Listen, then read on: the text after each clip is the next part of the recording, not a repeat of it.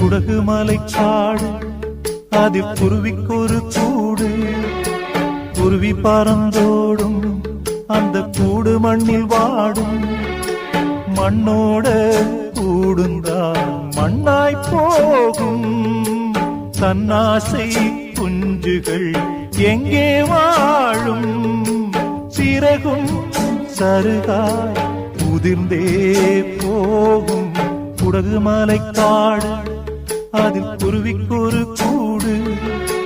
குருவி பறந்தோடும் அந்த கூடு மண்ணில் வாடும்.